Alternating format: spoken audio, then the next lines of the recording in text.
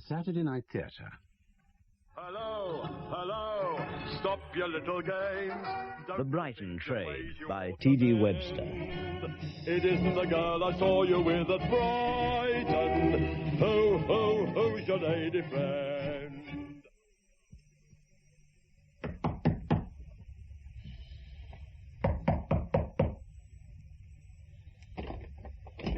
Mr. Fenton? Mr. Fenton? Hmm? Huh? Oh, I'm sorry.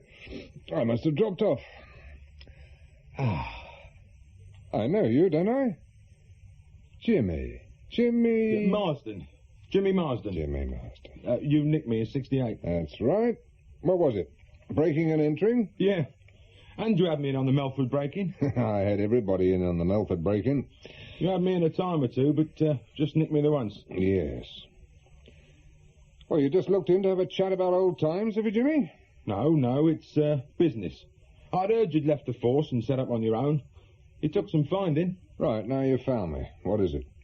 Well, it's a bit awkward, really. Jimmy, if it's anything to do with your old line of business, I don't want to know. You go down to the Nick and tell them. No, it's nothing like that.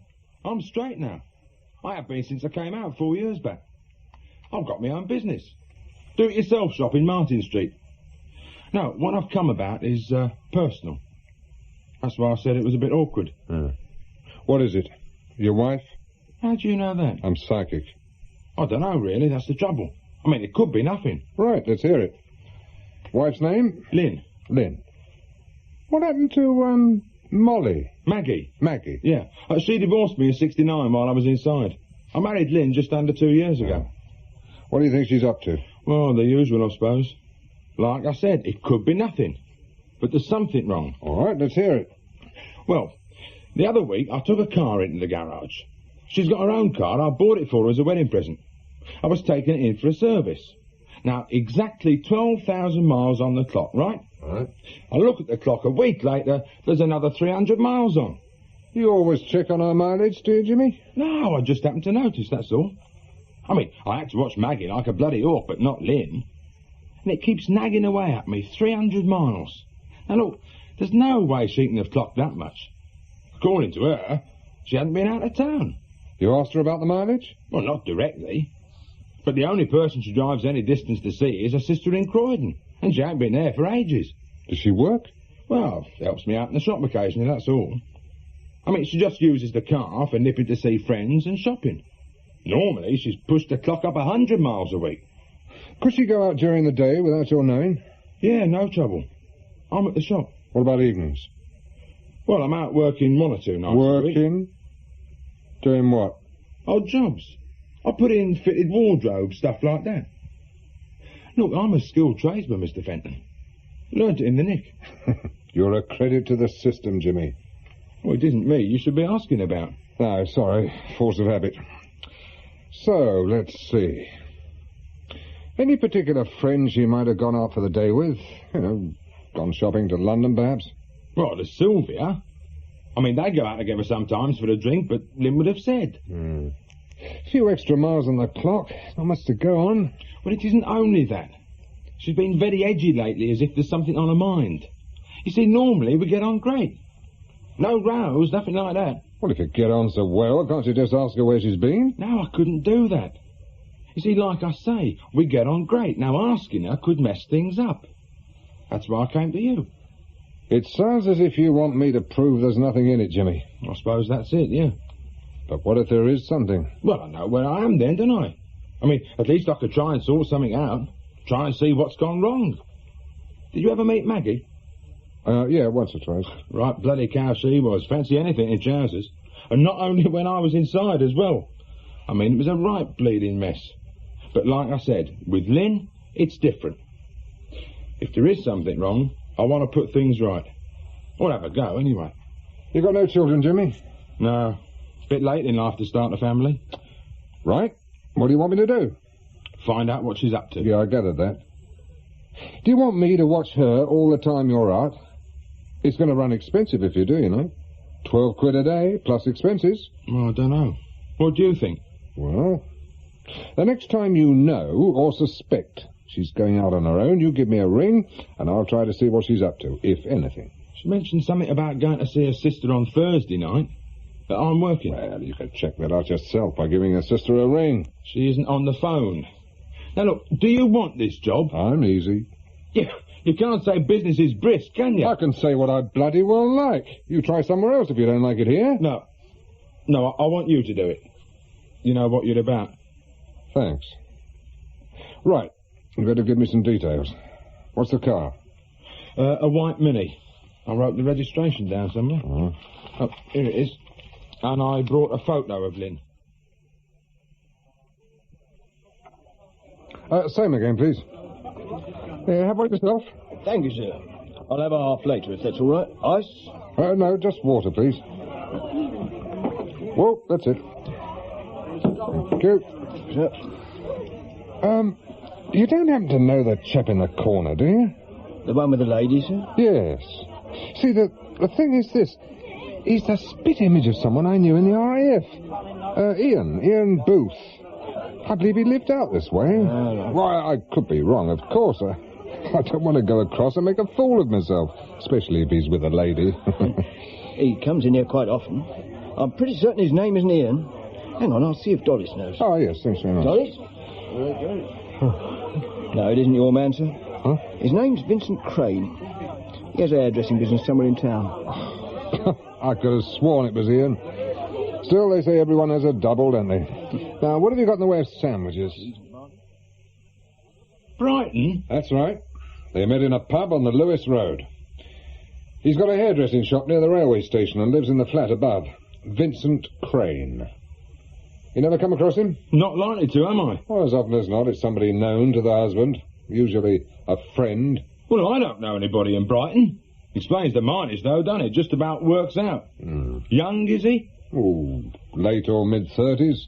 Tall, light-haired, flashy dresser, single. Good looking? Not particularly. I mean, Lynn's all right, but she's no beauty. There is one thing. What's that? It could be nearing an end. They both seem very offhand. Never saw either of them smile. Why would Lynn drive down there if they're packing it in? Well, perhaps she's keener than he is. Did she look keen? Well, neither of them looked very excited. And she didn't go back to his place. She's lied to me, though, hasn't she? I mean, for all I know, she could have been seeing him for months. Of course, it may not be sex. There may be another reason she's seeing him. Like what? He could be just a friend. Oh, come off it. Why hasn't she told me, then?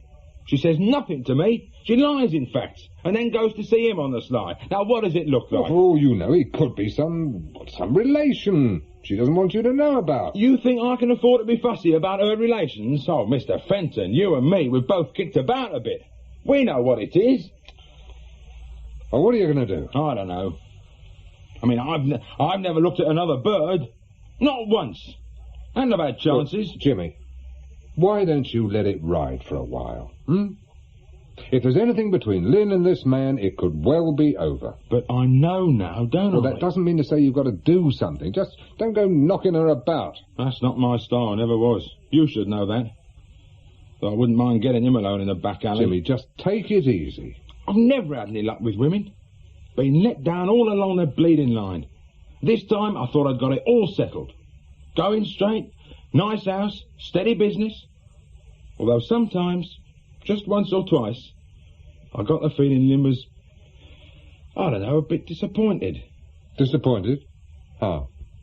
Well, when I first met her, I made a bit of a show. Spent money. Took her out, you know. I suppose she expected it to be like that all the time. Perhaps she didn't realise the money and the time I had to spend on the business. I feel bloody sickened, I do straight. Jimmy, do you want my advice? Yes. Well, do nothing, say nothing. Just sit back, see how it goes.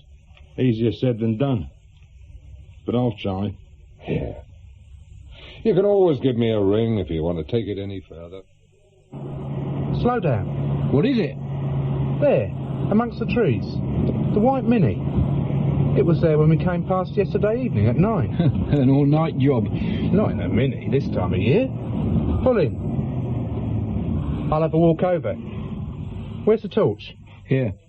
You're getting voyeuristic tendencies, you know that. Must have called it off you. Everything all right, madam? Madam?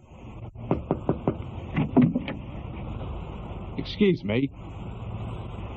Bloody hell. What's wrong? There's a woman in there.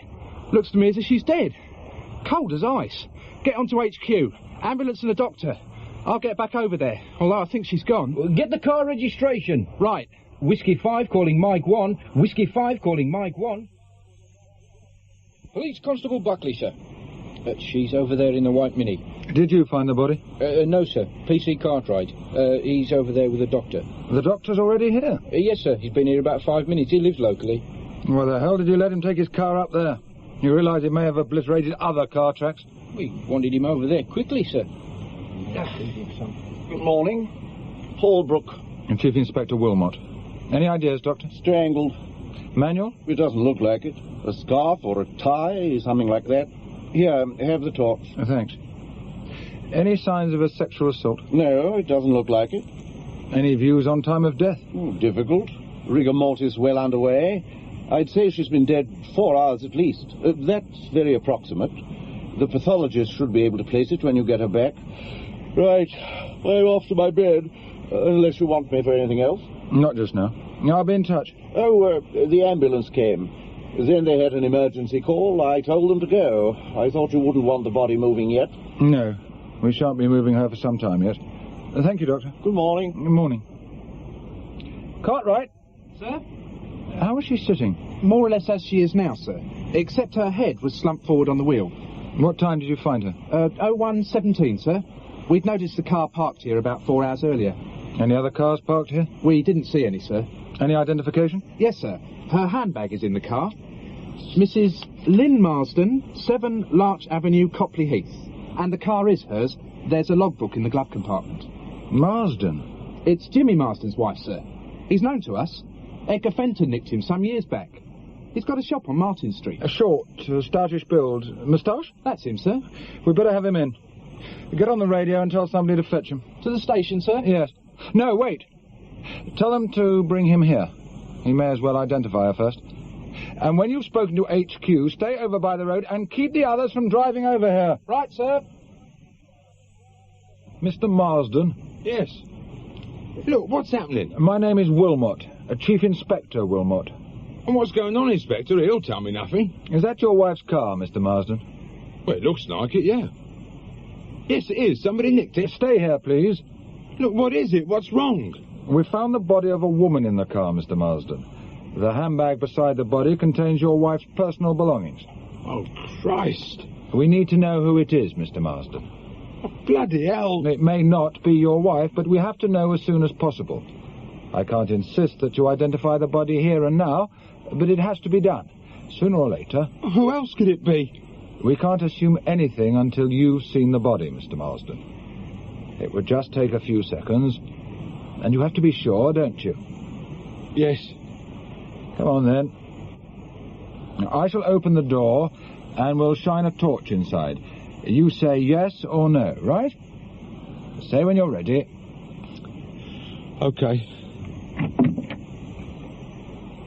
Yes. That's Lynn.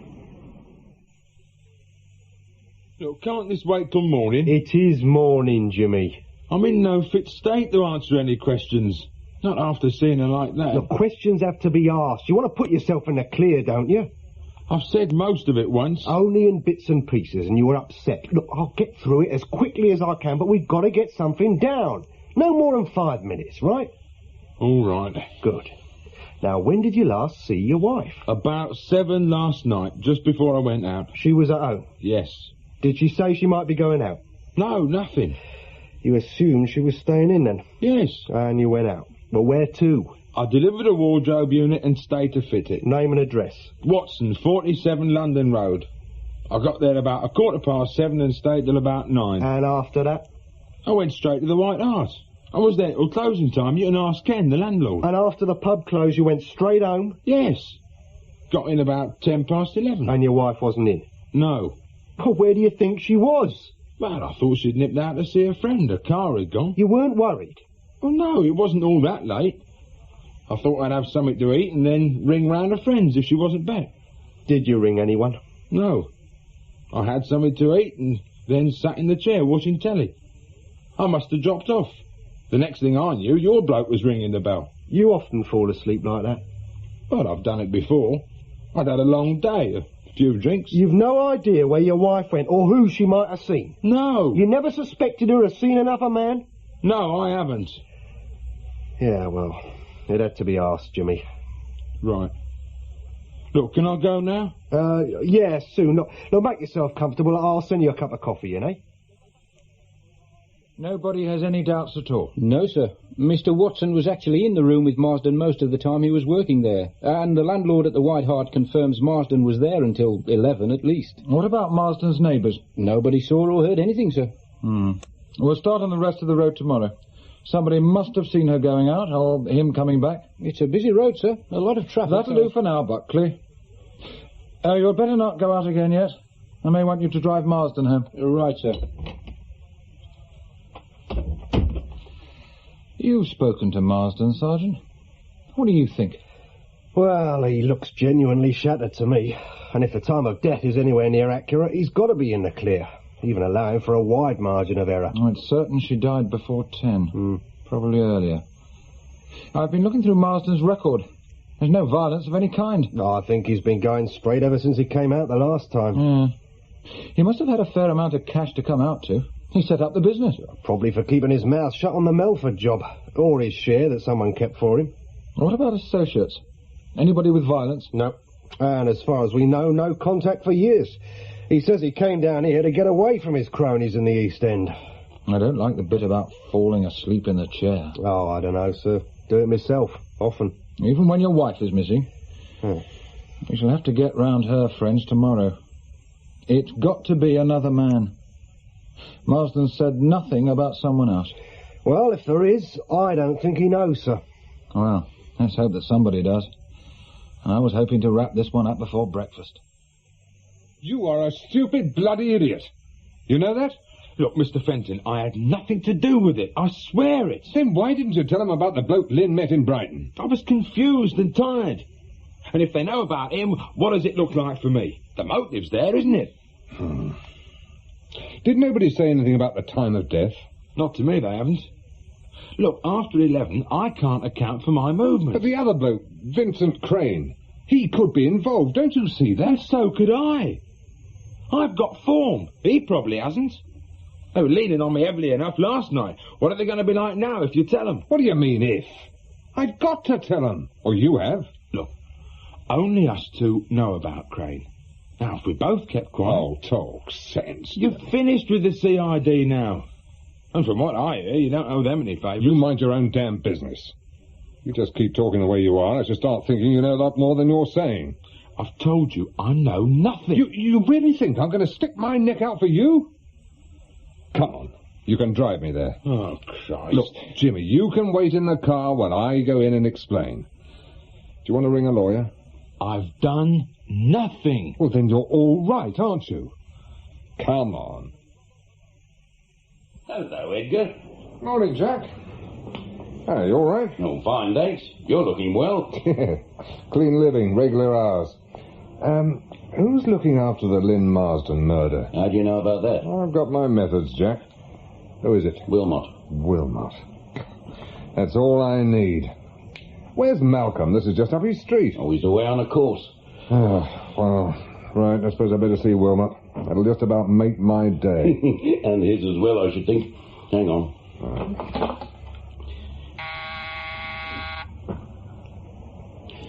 Edgar Fenton to see you, sir. The Marsden case. Yes. Right, sir. He'll see you straight away, Edgar. Room 8. Yeah, I know the way. See you, Jack. Yeah. He seems to know his way about. He was a detective sergeant with the CID before your time. Fenton, is it? That's right. Doesn't think much of our leader, does he? There are times when you say too much for your own good. It's common knowledge. What is? Fenton had a bust-up with Wilmot over questioning the suspect and got pushed into resigning. Edgar packed in of his own free will. He'd done 25 years and there in was the force. some talk about him getting carpeted for having it off with the WPC. If you keep your ears open outside the nick as much as you seem to have done inside, you might, I say might make half as good a copper as Edgar. Oh, I heard he was pretty good. Too fond of going his own way. And he trod on too many toes to get far. He's living in a room at the back of his office in Commercial Street. How do you know that? Mike looked in there the other night. He saw a light on. Fenton was lying in bed watching telly. Oh, sounds as if Edgar's got his troubles. Mind you, that's nothing new. Probably 34, 35, perhaps older. 5'10" or 11, slimish build, clear complexion, light hair, longish but well groomed. You're sure about the name? Yeah, Vincent Crane. That's what the barman said. He is in the phone book. If Marsden had told us this last night, we could have got straight on to Crane. Well, he was in a cold sweat. It's understandable, don't you think? You'll find Crane easily enough. Yes, I suppose so. There's something else that might be relevant. Yes? I got the impression that Lynn Marsden and Crane weren't on the best of terms. Were they arguing? No, but they were serious, businesslike. You think the affair was coming to an end? Well, they weren't in the first flush of enthusiasm. You've had quite a lot of contact with Marsden. Do you think he's likely to have taken things into his own hands? I doubt it. It's not his style. It's almost a week since I told him about Lynn and Crane. He's had time to plan things better than this. And surely he must have been cleared by the time of death.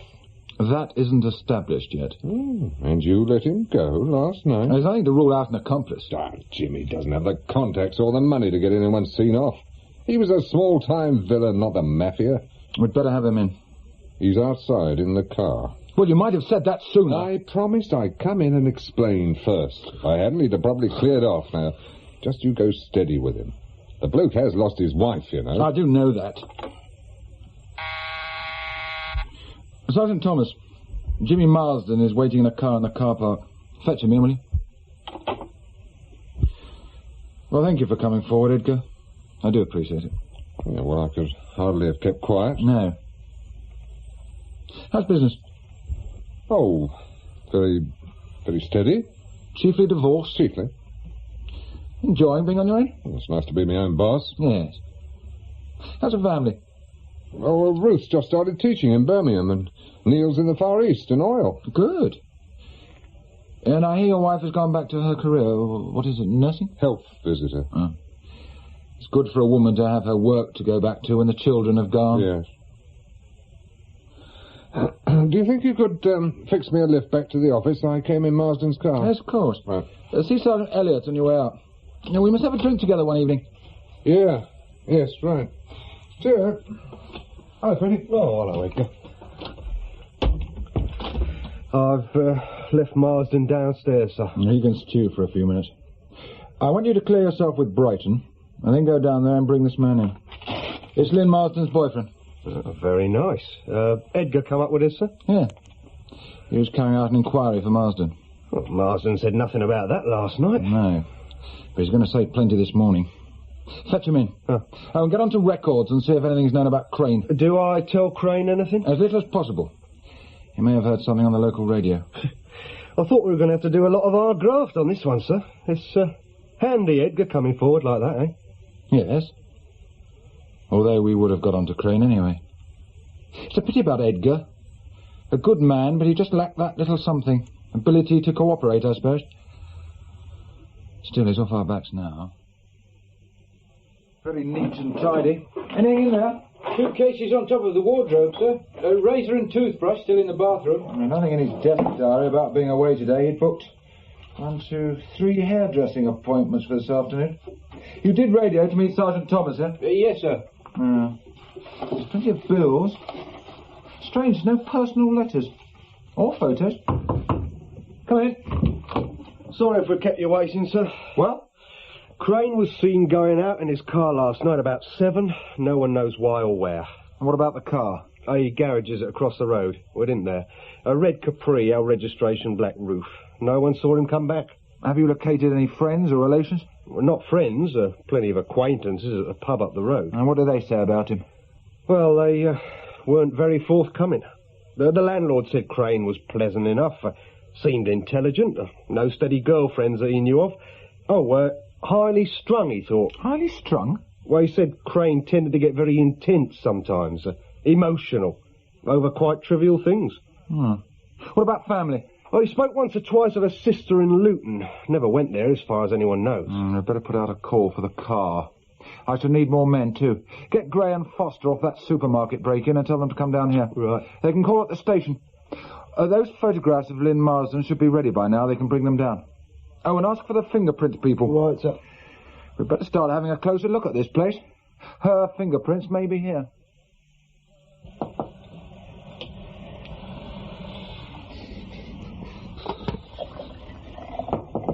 Hang on.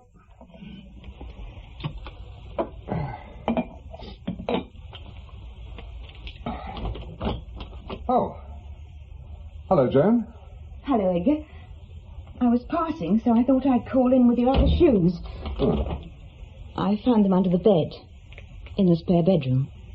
You only took one pair. Did I? Yeah, well, half my stuff's still in the car. Didn't realise you were living here till I bumped into Jack Elliott yesterday. Oh, it's only temporary until I find somewhere. Well, how are you keeping? Fine, thanks. House okay? Yes. Oh, the radiator in the hall's gone funny again. Well, it's probably an airlock. I'll try and call in to fix it. How's business? Oh, steady. Sit down. Here, I'll clear the way. There we are. Yeah, I've just made some tea. You don't mind if I carry on with my lunch? No, you better eat it before it goes cold. Well, there's another cup somewhere. Ah, here we are. There. Help yourself to milk. Thanks. You fancy a chip? No, thanks. Haven't you got any plates? Somewhere. I prefer them out of the paper, though. Chips are a price, aren't they? My cost of living has shot up. I had a letter from Ruth this morning. What'd she have to say? She's finding the children a handful, reading between the lines. Yeah. Well, Brum's a rough old place to start teaching. She'll soon get them sorted. She mentions bringing Mark home for Christmas. Mark? Oh, he's the latest, is he? She's been going with him for 2 years. I think they're living together. Oh, it's the latest thing, I understand. For the young and unmarried, that is. Have you written and told her about us? No. Wasn't sure what to do. I suppose she'll have to know the truth. And what's that? It was your idea to move out, Edgar. Well, as I understood it, it was change jobs or get out. I didn't say that. No? No, I didn't. I said I wanted a normal life. It's what I expected after you finished in the police. Well, I can't always pick the hours I work in this job. You could have picked a different job. Such as? Well, half a dozen possibilities. You said so yourself. This is the only thing I'm any good at.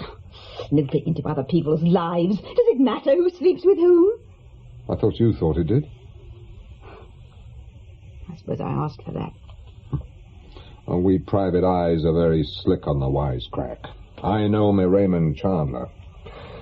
Oh, I sit here waiting for this luscious blonde to come in and wrap herself round me. You're going to wait a long time in Copley Heath. I shall have to be going. You'll let me know what you're going to do about telling Ruth. What I'm going to do? All right, we're going to do. Yeah, well, I'll think about it. There's plenty of time. 5 weeks. I hope you realise that if you live on fish and chips, you'll get your stomach trouble again. Where on the map is the laundrette? Just here, sir. The garage is there, Crane's flat here. The attendant at the laundrette says she often sees him at night when he comes back in the car. But not on the 23rd? No, sir. Possible sighting of his car here, moving northward sometime after 7. Well, Lennox Wood is here. Well, that's the right direction. So he went out in the car about 7. Every indication that he intended to return, but no one knows where he is. Well, assuming that he attacked and killed Lynn Marsden, why didn't he come back to the flat and pack a few things before he cleared off? Well, I mean, he probably drove off in a blind panic. Seems he's the type to act on impulse. Plenty of evidence. He always carried a wallet full of fivers around with him. You saw his sister yourself? Yes, sir. No contact for years and no love lost, I should say. She didn't even know he was living in Brighton. No other immediate relations. Oh, somebody must have some idea where he's gone. Yeah, excuse me, sir. Sergeant Thomas? Yeah? Where? Map reference? Right. You sure? Good, now hang on a moment. It's Cartwright, sir. He's found Crane's car. Lumley Point. There, just off the A259. You saw his photo in the Standard? His photograph, Crane's. Yeah, I saw it. Makes me look a right Burke. I mean, it more or less says they were having it Jimmy, Crane's cleared off. The police are looking for him. That lets you off the hook, right? You're never satisfied. The papers will make a right meal of it when the coppers find him. It's bad enough now. A number of people I've had round the shop, just to look. Morbid bleeders. You don't have to tell me, Jimmy. On Sunday, they'd all be driving out to Lennox Wood to have a look where it happened. Puts one off one's fellow man. Well, now, if you'll excuse me, I've got a rather crucial darts match to warm up for. And what did the Coast Guard say? If he went in somewhere around Lumley Point, it's quite feasible he would wash up where he did. You see the body, sir? Yes, barely recognisable. It's been in the sea for some time. But they're quite sure it's Crane. The pathologist is sending somebody over with a report as soon as it's finished. Well, the tide was in below Lumley Point just after 11, but it took a hell of a nerve to jump. No, he wouldn't be the first. Any marks of violence? Only where the tide had knocked him against the rocks. Nothing else as far as the initial examination showed. So let's see what we've got. Crane meets Lynn Marsden at Lennox Wood around 7:30. Yeah. He parks his car close to hers. There's little doubt that those other tyre tracks are his. He goes across to her car and sits in the passenger seat. They talk and then start arguing. It gets heated, turns violent. She turns to try and get out, but he grabs at her, probably catches hold of the scarf she was wearing. She struggles, he pulls and keeps pulling. Is the scarf strong enough? Yes, sir, according to forensic. So? He sees she's dead. He rushes back to his own car and drives off, not caring where he was going. He finishes up at Lumley Point and decides to go in. Oh, does it straight off the top, still in a blind panic. There's something in the statement Buckley took from the landlord of Crane's pub. Where is it? Oh, here. Vincent once told me he had attempted suicide some years previously by trying to gas himself. We've not come up with anything further on that. No, but several people have said he was an emotional type, unstable, someone said, although nothing to show he could turn violent. It's in all of us, Sergeant, given the right or wrong provocation. Yeah, well, I wonder what she said. Oh, probably something quite trivial. To us, that is. Go and see if you can find me a shorthand typist, will you? Yes, sir. We may as well make a start. It's a bit late in the day for gardening. Oh, hello. I've been meaning to prune these for ages. Hope it's not too late. You're going at it a bit brutal, aren't you? The man on the telly cut them further back than this. What are you doing out this way? Well, it is my home, technically speaking. A social call, is it? No, not really. No, I've just been working in Macaulay Close, so I thought I'd call round. Macaulay Close? Yeah, a bloke who works on nights is convinced his wife is giving the insurance man a bit more than the weekly payments. And is she? Well, if she is, she's after the world record. He was only in there just over a minute. How's that radiator? Seems to have sorted itself out, Touchwood. I see your friend Inspector Wilmot's in the news again. Yes, that'll make his day. Photograph in the paper. Another case off the books. Now, don't get bitter. Bitter? I wish I'd been born with a tenth of his luck, that's all. When I put him on to, what's his name, Crane, I thought at least he's going to have to do some work on this one. I didn't know you were involved. I'm not. I passed on some information, that's all. About the man who committed suicide? About the man they found dead. Didn't he kill himself? Very probably. Well, it makes no odds now. Wilmot's written it off. Just like old times, hearing you go on about Wilmot. I'm not going on. I'm just saying he's lucky, that's all. And when he's not lucky, he's careful. If I'd hedged my bets as carefully as he has, I'd be top man by now. You've never really left the force, have you, Edgar? Friday morning was the first time I've set foot in the place since I left. I didn't mean that. I meant in spirit. Oh, that. Speaking of spirits, if we walk very slowly, we'll arrive at the George bang on opening time. I'm sorry. I promised to babysit for the Jacksons in 10 minutes. Oh. Some other time, then? Yes. Have you decided about Ruth. Ruth? I told you in your office. She's coming for Christmas. Oh, that. Well, I haven't had time to think about it. It's a quid you'll never see a bloom on that again. Ah, Edgar. I was hoping I might catch you. Hello. You have a drink? No. My shout. I insist. I owe you a drink for your help on the Marsden case. What are you drinking? Scotch, please. A large one? Why not? Large Scotch and a half a bitter, please. I thought you usually drank at the Swan. Yes, usually. But I was just passing, and it's some time since I called here. I like to show my face. Water? I'll see to it, thanks. There. Well, cheers. Cheers.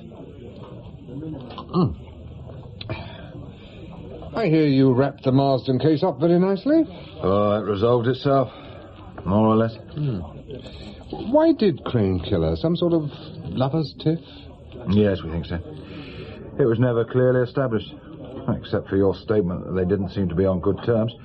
We did find that they'd known each other for some time, so perhaps it was an old disagreement. How long had they known each other? 2 years at least. They both worked at a private nursing home near Eastbourne, a place called Heathfields, tin pot sort of place. Lynn Marsden was a nurse-cum-receptionist. Crane called himself a male nurse. Oh. This was before Lynn met Jimmy? Yes. She left just before she met him. Presumably she resumed contact with Crane shortly afterwards. Or they may have kept in touch. I see. You look worried, Edgar. You don't think it's all too plausible? In what way? Well, everything seems to fall too nicely into place. You never did like the straightforward ones, Edgar. I never seemed to get any. I think you did, but you insisted on looking for difficulties. Well, you know what we had on Crane. Opportunity, means, motive, a mass of forensic evidence, plus the fact that he ran. Well, if he hadn't taken his own life, we would have caught him and got a conviction. No trouble. Assuming that he didn't have an alibi. If he had an alibi, why did he run? I mean, who else was there? Marsden was covered for both deaths. Every case is full of complications, Edgar. Things are sometimes precisely what they seem. I hope you'll forgive my saying this, but you never progressed as far as you should have in the force because you sometimes failed to look at things simply and logically. Like the Grinley case. Yes, if you like. Take it easy, Edgar. Leave the worrying to us. We get paid for it. Right, I'll do that. Another drink? No, thank you, no. I must be going. Oh, Arthur Steele asked me to recommend someone for a little job he wants doing. I gave him your number. The usual thing. The Brighton trade? No. Yeah. That's very good. It's usually Brighton, is it? Usually. It's astonishing how many of them choose there. No imagination. Are you sure you won't have a drink? No, thank you, Edgar. I'm in court this afternoon. I'd appreciate it if you'd hang on a minute, Mr. Fenton. I'd like a word. I've just got to have a quick chat with Lynn's mother before she goes. Well, I'm not having anybody back at the house. We could talk there. Blast. Mr. Fenton? Yes? Oh, I don't think we've met, but your wife comes into my shop occasionally. Sylvia's on the high street. Oh, yes? This is a sad business, isn't it? Yeah. Ordinary funeral's bad enough, but this... Did you know Lynn well? No, I never met her. Oh, Jimmy Marsden asked me to come along. He's no one here from his own family. I think he wanted moral support. Oh, he's taken it very well, considering. But I wouldn't be surprised if he cracked up later. Yes, perhaps so. He'll miss her. So shall I. I like Lynn, always full of life. Old friends, were you? No, not really. Only the past 18 months or so. But we were quite close. Did you know about Vincent Crane? Not a thing. Till I saw the papers, that is. I wouldn't have thought it of her. She liked a good time, but I wouldn't have thought that. It explains one thing, though. Huh? What's that? Well, Lynn was never short of money. I remember the first time we went out together, it was taxis up to the West End, best seats at the Black and White Minstrels, and she insisted on paying. I think it was her birthday. Of course, after that I insisted on paying my way, but... You think the money came from Crane? Oh, I don't think it came from Jimmy. He's doing quite well, but I don't think he could have kept her going on that scale. She spent quite a lot on clothes. I don't think Jimmy knows how much she did spend. Did the police question you about Lynn? Well, they sent a young fella round to the shop. They were only interested in finding out about the man. I said nothing about the money. Well, their business, is it? Makes no difference now she's dead, does it? You know, I still can't believe it. Same again? No, thanks, Jimmy. No, I ought to be going. I appreciate you coming back. I dreaded coming back alone to an empty house. Look, Jimmy, why not go back into town tonight, eh? Have a few drinks with your mates. I'll drop you off. Yeah, I might do that. Yes, well, I shall have to go. But hang on. Listen, there's something I want to tell you. Yes? Well, I was looking through Lynn's dressing table and I found this. In a box she keeps her makeup things in. Well, go on, look at it. You didn't know about this? I hadn't a clue. Well, plenty of women keep a savings account of their own on the sly, Jimmy. Perhaps it dates them before you were married. No, it doesn't. Look, she opened it not long after we were married. And look at the amount. Over 1,000 quid. Regular deposits as much as 60 quid at a time. Well, where did it come from? The business? She was milking the takings, you mean? No chance. Lynn wasn't like that anyway. Jimmy, just after the funeral, I was talking to Lynn's friend, Sylvia. She said Lynn always seemed to have plenty to spend. Well, I didn't stint her.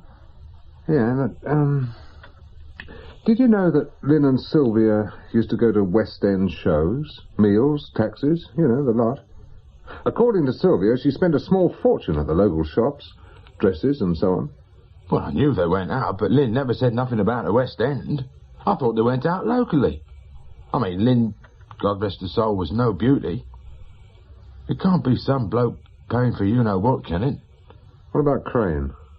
He can't have been paying her for it. No, I didn't mean that. Well, what then? Blackmail? He was only a bloody barber. How could he shell out like that? Well, perhaps he was on some sort of fiddle and Lynn was keeping the money for him. They may have been saving to clear off together. Perhaps that's why they were disagreeing. I don't think it was like that at all. I'll tell you something now, Mr. Fenton, and I know it sounds ridiculous, but I don't think they were lovers. I've thought a lot about it, and I don't think they were. Yeah. Perhaps you're right. Makes no odds now, does it? She dead. And him. Whatever they were up to didn't do them much good, did it? No. What do I do with the book? Well, legally it's yours, I suppose. Or it will be when everything's sorted out. Well, that's what I thought. And I could do with the money. I thought the shop was doing well. Well, it is. Very steady, but who couldn't use £1,000? The business is fine as long as I put the hours in, and I haven't felt like it lately. What would you do with this, Mr. Fenton? Me? I'd put it in a drawer and forget about it for a while. It couldn't be withholding evidence or something like that, could it? Jimmy, the case is closed. And it may have nothing to do with that anyway.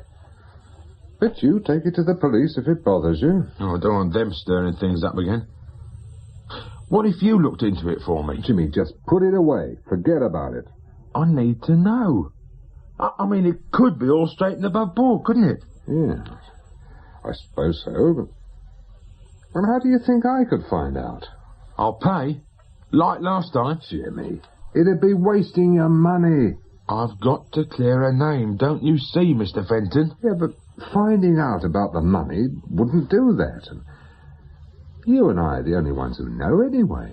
I have to clear a name for myself.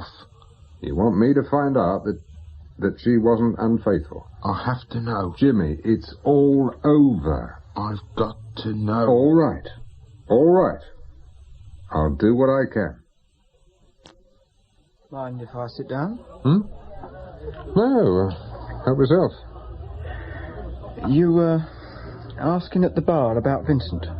Vincent Crane. Yeah. Did you know him? Are you the law? No. Insurance, something like that? No, nothing like that. Here, let me get you a drink. I'm all right just now, thanks. What are you then, reporter? Yes, that's it. The papers have already covered the story. Well, they reported the facts. I want to go a bit deeper. Oh, I see. Are you paying? Could be. It depends. What was in the papers didn't make much sense to me. In what way? Vincent never had an affair with that woman. No. No. You mean she wasn't his type? You could say that. But they used to meet. Why was that? Business? It wasn't the other, I know that. Did he ever mention her? Never. Not once. First I knew about it was when I saw the papers. Vincent had horror of violence. He couldn't have done a thing like that. He wasn't above the odd little fiddle, but he couldn't have done that. And I'll tell you something else. Yeah? He never killed himself either. Why do you say that? I knew him. He couldn't have done it, any of it. Well, if he didn't commit suicide, what happened? I don't know. I only know he could not have jumped into the sea like that, or strangled that woman. Have you, told the police? I was away when they came round asking. And anyway, as a general principle, I tell them nothing. I know Vincent was a good friend, but what I say isn't going to alter the fact that he's dead, is it? And the police are only interested in what you know, aren't they? Not in what you feel. Would you like that drink now? Yes, please. Vodka and lime. 6681. This is a friend of Lynn's. I'm sorry, I think you must have the wrong number. No, I don't think so. I've got it here, you see, in her own writing. Lynn Marsden. Marsden. No, I know no one by that name, I'm sorry, but you've obviously... What, Lynn Foster, then? Eh? What? Oh, hello, Mr. Fenton. Looking forward to your holiday? Oh, yeah, just see me right a few days in the sun. It's more than a few days, isn't it? Oh, I shall see how it goes. Here on business, are you? Somebody taking his secretary to Paris? I came to see you, Jimmy. Shall we go and have a cup of tea? I meant to give you a ring. Completely slipped my mind. I found out about the money myself. Dead obvious, only I didn't stop to think about it. Where did the money come from? Family. Come from a sister. Lynn was looking after it for her. She's got a hairdressing business. And why was Lynn looking after her sister's money? Oh, I don't know. Probably some sort of tax fiddle. Doesn't do to ask too closely, does it? So I sent you on a wild goose chase. I wouldn't say that. Oh. Well, I must owe you something. Same as last time. A fiver will cover it. Right, 5 it is. Sorry I forgot. Yes. You've got a lot on your mind. Well, yes, that's why I decided to get away from things for a bit. Well, I'd better get moving. I said I want to talk to you, Jimmy. Now sit down. Look, I'm sorry about not paying you. I'll tell you what. Here's another 5. You keep it. You can't stop me going. You're not the law now. One phone call to Wilmot, and you'll be back in the nick. There's plenty of time for him to check on Lynn's money, keeping it for her sister. Jimmy, why are you running? I'm not running. I'm just having a few days' holiday. Your ticket is valid for 6 months. Who are you running from? Me? Why should I run from you? Because I know Crane didn't kill himself. And if he didn't, who did? How should I know? Wilmot will lean very hard on you, Jimmy. You've messed the police about, and you've messed me about. Look, I had nothing to do with any of it. Just leave it alone, Mr. Fenton. I believe you. I don't think you had anything to do with any of it, at first. But you have now. I know nothing. You know enough to make you run. Now, were you involved in either of the killings? No. Right. Tell me what you know, and you can catch your plane. Whatever you tell me, it's only my word against yours. I'm not the law now. Then why push it? Because I want the truth. And what good will that do you? No good at all, Jimmy, no good at all. But I still want to know. Right. I'll give you my version. Crane and Lynn were blackmailing somebody. He paid them regularly. So either there was some disagreement about the money and Crane killed Lynn, then himself, or whoever they were blackmailing got rid of them both and made it look right for the police. Now, which is it, Jimmy? Well, I don't know, do I? Well, what do you know? You meant what you said about keeping me out of it? I said you could catch your plane. I can't vouch for what will happen after that. It depends on what you tell me. Bloody marvellous, that is. Jimmy, you stand a better chance with me than with the law. Would you rather tell Wilmot? You'll let me go? If you're not involved in the murders, yes. Well, after I found that bank book, I searched right through the house. I thought there might be some cash somewhere, and I found this diary hidden behind the back of Lynn's dressing table. I read through it. There didn't seem to be much, the usual stuff. Birthdays, hairdressing appointments and so on.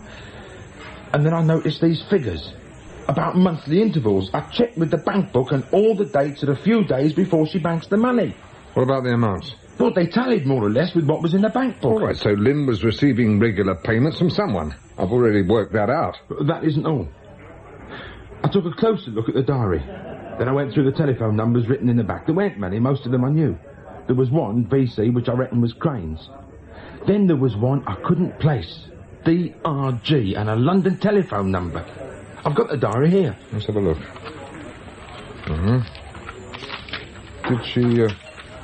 Did she always write everything in capital letters? Yes. Look, all the way through. She even wrote postcards and notes in capitals. Now, where's she written the amounts? Here. And here. Now, look at this one. There's a G after the number. And this one, see? Yes. You think this DRG could be the one she was blackmailing? I know it is. How? I rang the number. You bloody fool. But I'd had a drink or two and I thought it can't do any harm. You thought that if he could afford to keep Lynn quiet, he could afford to pay you, right? I hadn't thought it out. I did it off the cuff without thinking, and like I said, I'd had a drink. I expected it to turn out to be some friend of Lynn's I didn't know. So, you telephoned the number in the diary? Yes. A man answered, well-spoken, just gave the number, not his name. What did you say? I said I was a friend of Lynn's and I wanted to talk about money. A final payment. But like I said, I'd had a drink. How much did you ask for? Nothing. I suddenly thought, what if he did it? The bloke at the other end of the phone and me talking to him. I felt sick. And he says, how much do you want? How much? Almost in tears he was, and I hung up. I was bloody shaking. I haven't stopped since. I mean, he could get onto me dead easy. Wouldn't take much working out, would it? No. And if he's the one who set up Lynn's death, he's not working single-handed. Otherwise, he couldn't have got rid of Crane. Why haven't you been to the police with this, Jimmy? Admit to withholding evidence and attempted blackmail? It's only your word against his. And who would they believe? Jimmy, there's something else, isn't there? Now, what is it? The night Lynn was killed. I came home from the pub, like I said, but I didn't stay in. When I saw she wasn't home, I went straight out again. Where to? Crane's flat. I thought Lynn would be there. I was going to give him a thumping, but he wasn't there. Neither was she. I came back home. I got back just a few minutes before the coppers called. Jimmy, you're in the clear. Now, if you go and tell Wilmot... Mr. Fenton, all I want is to be out of it, right? Look, you keep the diary. Do what you like with it. Can't you tell them I gave it to you and you worked out about the money? You'd be better off going to the police. Just give me time to get over the other side. That's all I ask, all right? If it all gets settled, nothing happens, I mean, I'll see you all right when I get back. Clear off, before I change my mind. I asked old Frank to call me back at this number. I hope you don't mind. It is your house. Will he be able to find out about the telephone number? Oh, yes. How does he do it? He used to work for the GPO. Give him a London telephone number. He'll come up with something. Surely he's not supposed to do that. No, but he owes me a favour. The world's full of people who owe you a favour, Edgar. True. But they don't all remember. Yes? Speaking. Oh, hello again, Frank. Any joy? Good. Right, ready? Yeah. That's Gerard, Gerrard. What? A doctor? Yes. 6A, Albion House, Knightsbridge. Well, that's very good of you, Frank. Yeah. Yes, I'll be in touch. Cheers. Thanks again. Dr. David Gerrard. I should have thought of the doctor bit. The DR in DRG stands for doctor. What are you going to do? Go down to Eastbourne, nose around Heathfields. It's odds on that this Dr. Gerard worked there. Or still works there. Why do you think that? Well, it seems a logical tie-up. Vincent Crane and Lynn met at Heathfields. They began receiving payments just after they left there. This man's a doctor, and his phone number is in Lynn's diary. But I don't see why you're going there. To nose around. But why? Isn't it time to tell Inspector Wilmot, Edgar?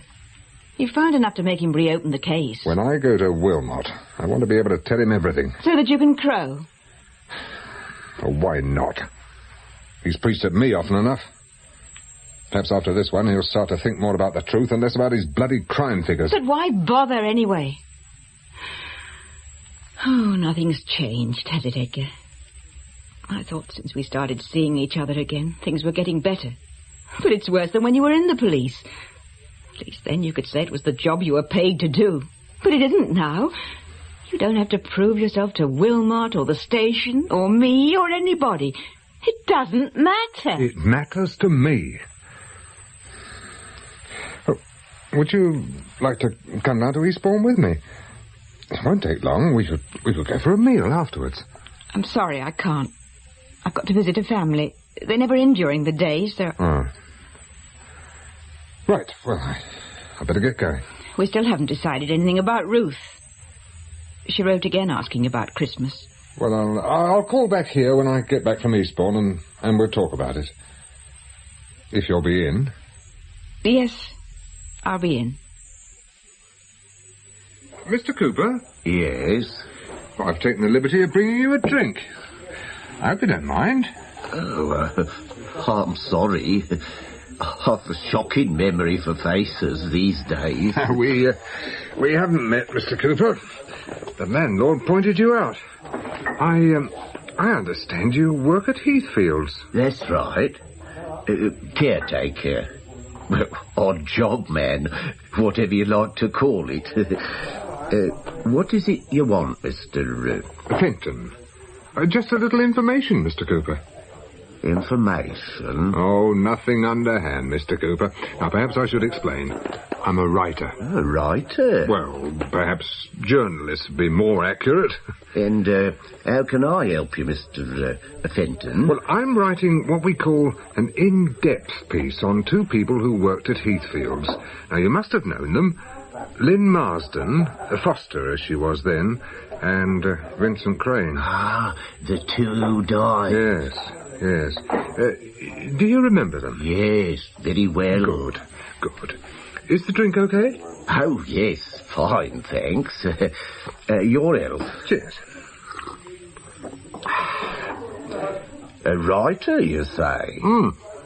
Yes, I specialise in crime writing, real-life drama, you know, that sort of thing. Now, before I start writing a word, I like to go into the thing thoroughly.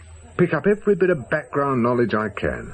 I don't use it all, but it helps if I can absorb as much as possible before I start. Oh, I see. I thought you might be the police. Have they been here? Yes. When they were looking for Crane. Ah. What exactly was Crane's job at Heathfields? Oh, a male nurse, he called himself. Walked about in a little white coat, hoping people would mistake him for a doctor. He didn't half fancy himself. And what did Lynn Marsden do? She was a nurse, but she acted as a sort of receptionist as well. Did they both live in? Yes. And I'll tell you something. Yeah? If there was anything between them, they kept it very dark. And Heathfields isn't the best place to keep a secret. How many on the staff? Oh, I don't know exactly. 7... no, 8 nurses. And the domestic staff. 2 doctors. Are they the same doctors who were at Heathfields in Lynn Marsden's time? No. Old Ferguson died last March. Oh. The other, Gerard, left. Almost 2 years ago. Gerard. Unusual name. Unusual bloke. In what way? Hey, look. You're not going to say you got all this stuff from me, are you? Oh, you won't be quoted, Mr. Cooper. I can assure you of that. Well, it's just that I've got to be careful, see? Doctors don't like staff who talk behind their backs. It's not only doctors. No, don't you worry. Now, I respect my sources. Respect and protect, Mr. Cooper. Now then, you said this Dr. Gerard was an unusual bloke. What way? Well, you know, burnt the candle at both ends. With a vengeance. Up to London every end and turn. Ooh, I've seen him back at 3 in the morning and treating a patient at 9. Where did he go in London? Some club, I think. I once heard him talking to Ferguson about it. Can you remember the name of the club? No. I think I only heard it once. It was a gambling club, I know that. Oh, he was a real man for a flutter, was Dr. Gerard. Anything. Mind you, he was good at his job. Ran the place single-handed. What about the other doctor? Ferguson? Yeah. Oh, a sick man himself. And too fond of the bottle. Very near 70. Where did Gerard live when he was down here? He had a flat in the annex. Any family? Well, I think he was divorced. He's got a daughter at school near Tunbridge. And did he have much contact with Crane and Lynn Marsden? Well, it isn't a very big place. He was bound to see a lot of them. But nothing special? No. Oh, wait a minute. There was that business of the patient in the annex. What was that?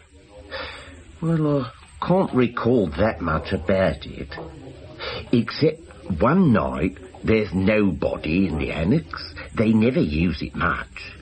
And the next morning, there's somebody in there. Just appeared overnight. Not even the sister knew who it was. Dr. Gerard looked after the case personally. And Lynn Foster was over there most of the time. What about Crane? We shared the duty with her, I think.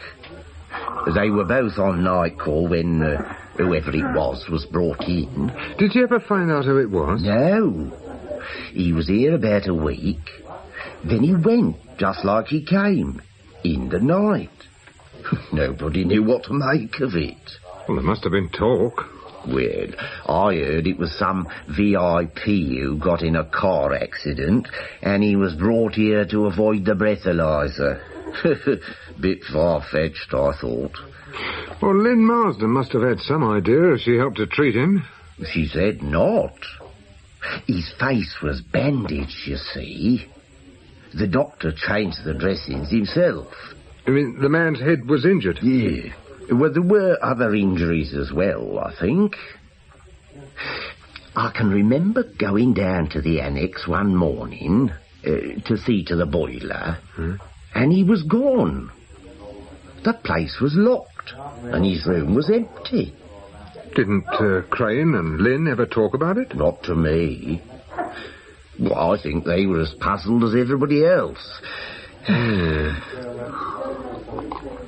Here, let me get you a refill. Same again. Oh, thank you. 6681. Dr. Gerard? Speaking. My name is Fenton, Doctor. I'd like to see you. I'm sorry, Mr. Fenton, but I can't possibly see anyone tonight. If it's urgent, I suggest you contact 57896. It's a personal matter, Doctor. Personal? Concerning you or me? You. I don't think we should discuss it over the phone. I'd like to see you this evening. What is it you want to discuss, Mr. Fenton? I think you might be able to guess that, Doctor. And don't ring off, please. If you do, I shall only have to ring the police. You want to see me now? Yes.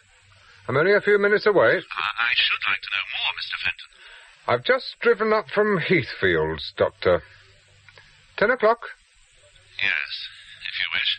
Shall I come to your flat? No. too many people about.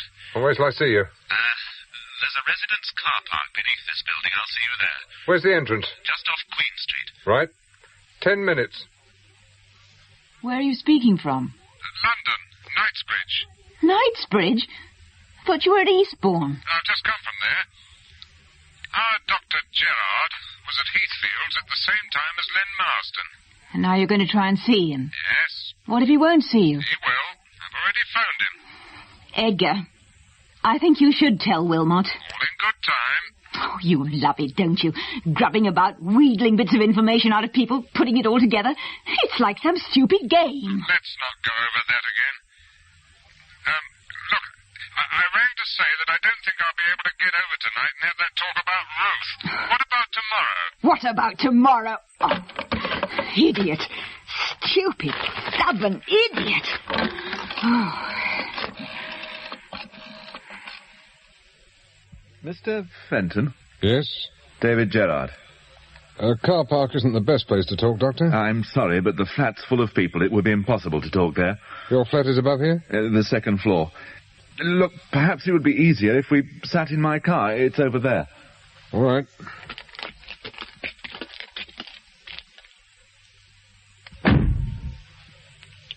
A personal matter, I think you said, Mr. Fenton. Personal and professional. I don't follow. It involves both your professional and private life. I see. Who are you, Mr. Fenton? I'm an inquiry agent. Ex-CID. And you're on some sort of inquiry involving me? Not directly. A few weeks ago, I was engaged to make inquiries concerning a woman called Lynn Marsden. She was a nurse at Heathfield's when you were there. You knew her as Lynn Foster. Small, auburn hair, mid-30s? Yes, I think I can recall her vaguely. Yes, she was friendly with a man called Vincent Crane. He was at Heathfield's too. Perhaps you remember him. Yes, I remember Crane. Did you know that they're both dead? No. Well, I left Heathfield some time ago, Mr. Fenton. Lynn Marsden was murdered. Crane committed suicide. The police assumed that he killed her and then himself. It was in all the papers. Well, I may have read something about it. But of course I wouldn't place the name. As you say, I knew her as Lynn Foster. And naturally, I'm sorry to hear about their deaths, Mr. Fenton, but I don't really see why you're here. Well, I knew them slightly, in a professional capacity, nothing more. Well, I don't think Crane killed Lynn Marsden.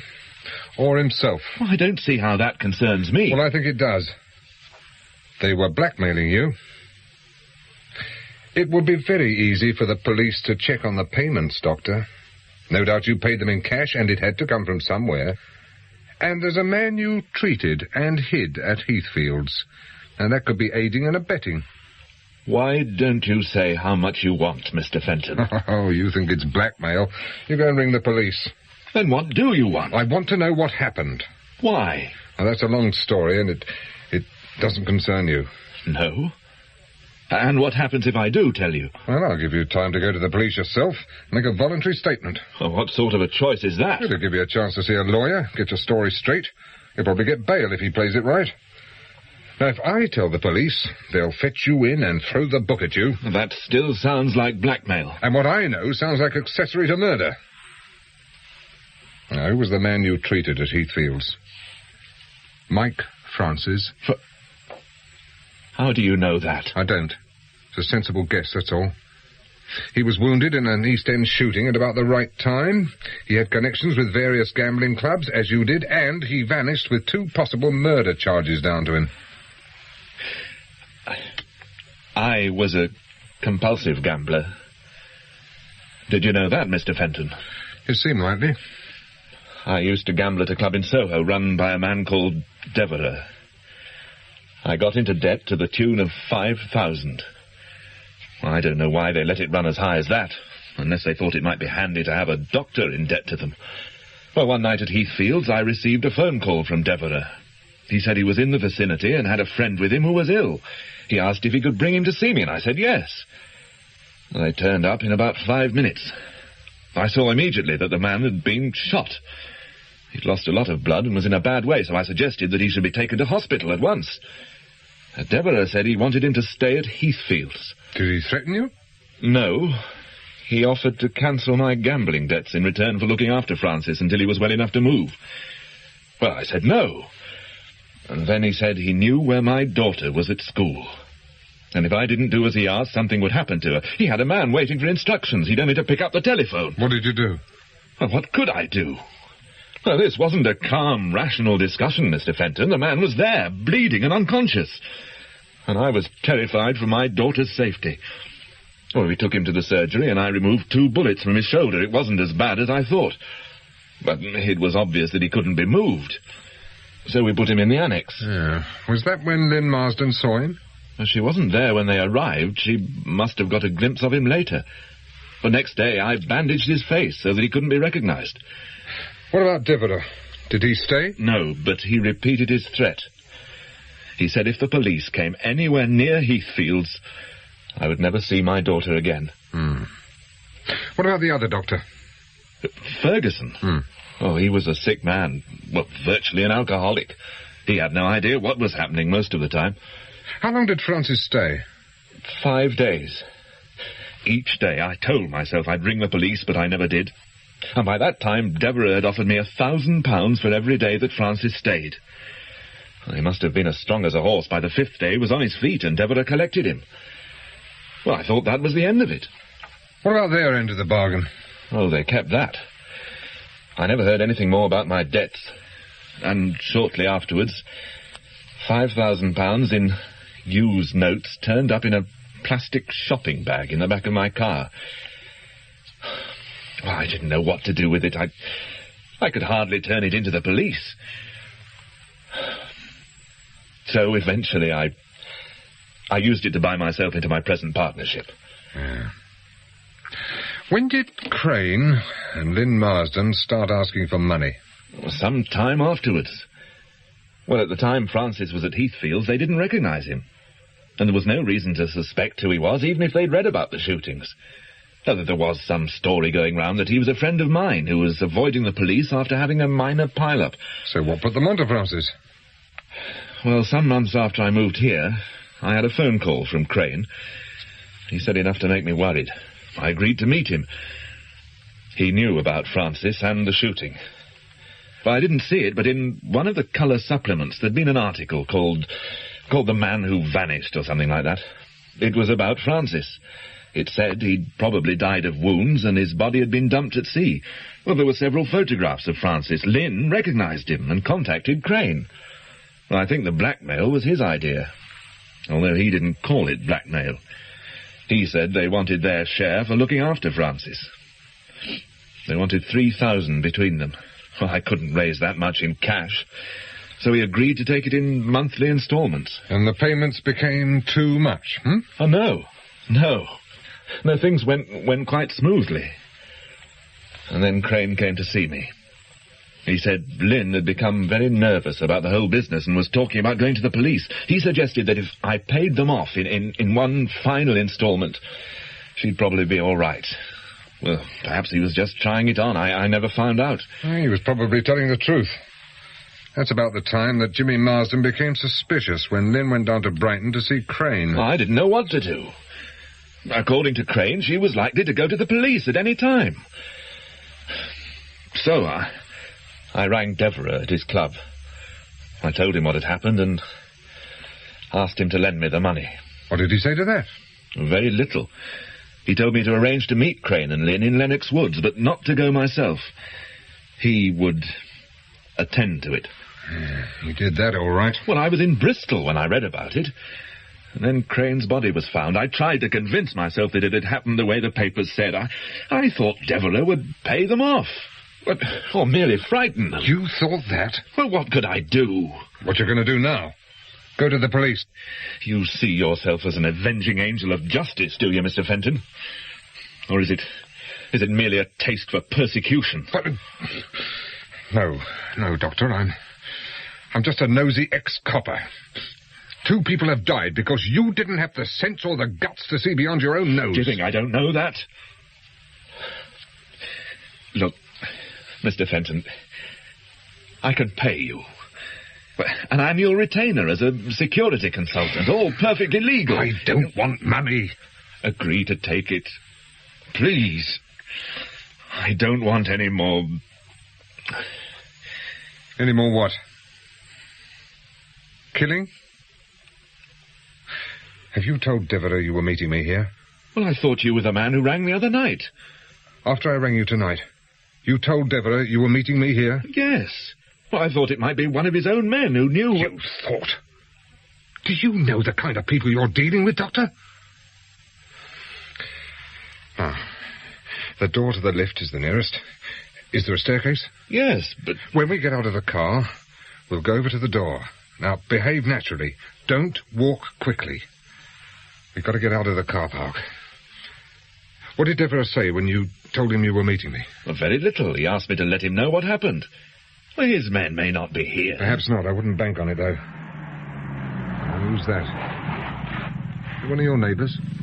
No, I don't know the car. I thought this was a private car park. Residents only. It is, but it could be a visitor. Oh, yes, it's a visitor, all right. Now, lock your door. But Lock your door and start the engine. There are 3 of them. They're getting out. Are you sure that... Now, when I say so, reverse like hell. Straight at them. You get it? But I don't even know... Use your eyes. The one on the left's got a shotgun. Start your engine. Now, go. Right.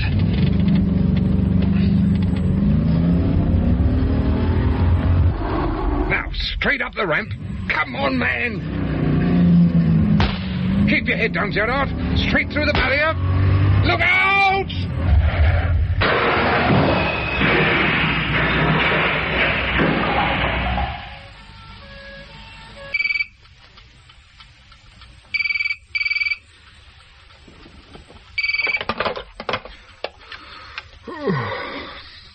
Wilmot. Sergeant Thomas here, sir. Sergeant, it is 1:48 a.m. and I'm on leave. I'm sorry, sir, but it is important. Yes, it better be. Well? There's been a call from the Met, sir. Serious crime squad. And? I believe they come up with new evidence on the Marsden case. Well, that was closed weeks ago. What new evidence? I don't know, sir. The chief's handling it himself. I'm very much on the outside. Is the chief there? Gone to London, sir. London? Yeah, I think something's happened there, and, well, Edgar Fenton is involved in some way. Fenton? That's the word that's going round here, sir. He's mixed up in it somewhere. He damn well would be. Is it the same leg you broke playing football? No, it was the other one. Did the sister tell you anything?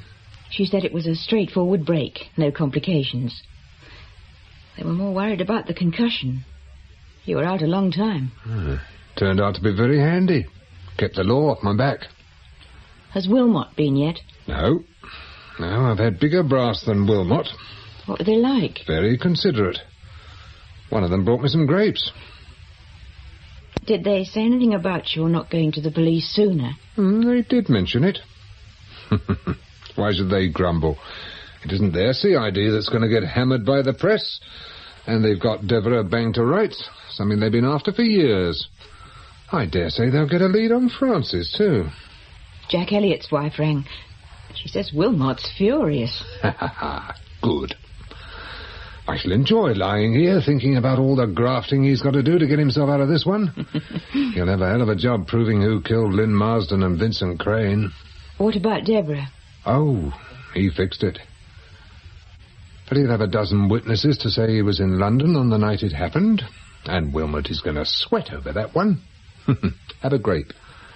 Thanks. Have you seen Dr. Gerard since the accident? Yes, they let him come in for a few minutes. How is he? Oh, he seemed all right. He only collected a few bruises and a cut head. What are they charging him with? Well, the lawyers are sorting that out. He may not come out of it too badly. He can claim the aiding and abetting was under duress. And if he says he didn't know that Crane and Lynn were dead, which is possible, they'll have problems proving anything there. What about you? Well, I've already told him I can't remember much about the conversation with Gerard. The concussion, you see. Very convenient. Can't they charge you with something? Yes, they can take their pick. Withholding evidence, obstructing the course of justice, etc., etc. And will they? I don't know. I don't care very much. You'll lose your license. They can keep it. You're finishing? Yep. I'm turning in my dirty raincoat and my street map of Brighton. You don't like being shot at? I prefer to nosing around tatty hotels or sitting in the car all night trying to keep awake. No, it isn't that. It was something Dr. Gerard said. What was that? He asked me if I saw myself as an avenging angel of justice. Very poetic. It touched me on a raw spot. Why? Because it was near the truth, I suppose. I'd got emotionally involved. You always did. Yes, but it was different then. In the force, you did your bit, put in a report, left it to the other people to decide what happened next. This wasn't like that. You see, I had Gerard marked down as a clever bastard who had it coming to him. When I met him, he was just a poor devil who had got caught up in something he couldn't handle. And I had to decide what was going to happen to him. You couldn't have kept quiet, even without the fracas in the car park. No. Especially as you rang the police. It's just as well I did. Yes.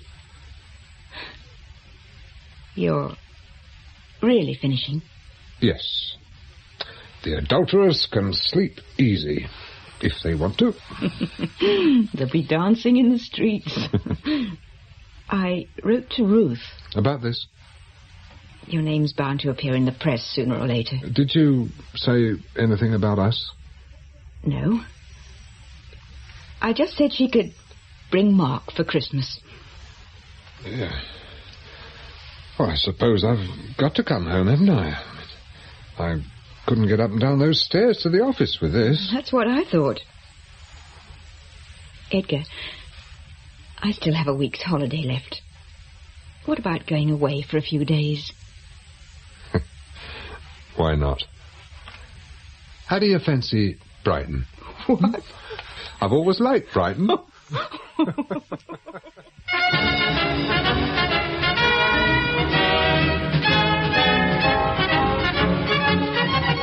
The Brighton Trade was written for radio by T.D. Webster. Edgar Fenton was played by Manning Wilson. Joan Fenton by Zan Church.